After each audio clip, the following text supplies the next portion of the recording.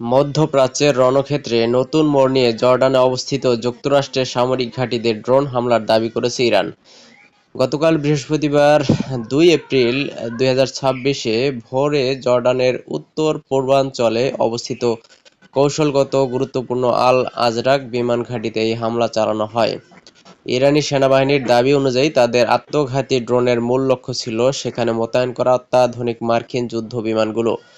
Tehran থেকে প্রকাশিত এক বিবৃতিতে জানানো হয়েছে, অপারেশন ট্রু প্রমিস 4 এর অংশ হিসেবে এই আক্রমণ চালানো হয়েছে।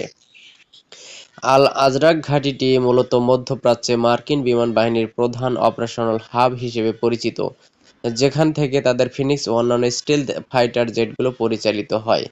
ইরানের দাবি, এই হামলায় মার্কিন আকাশপথ প্রতিরক্ষা ব্যবস্থা ফাঁকি দিয়ে ড্রোনগুলো নির্দিষ্ট লক্ষ্যে আঘাত হেনেছে, যার ফলে বেশ কিছু যুদ্ধবিমান ক্ষতিগ্রস্ত হয়েছে।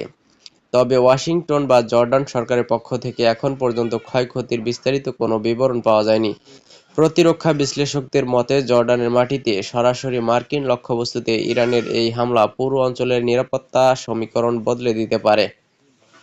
বিশেষ করে যেখানে জর্ডান এতদিন মার্কিন বাহিনীর জন্য তুলনামূলক নিরাপদ এলাকা হিসেবে বিবেচিত হতো, সেখানে এমন দুঃসাহসিক ড্রোন হামলা বড় ধরনের সামরিক সংঘাতের ইঙ্গিত দিচ্ছে।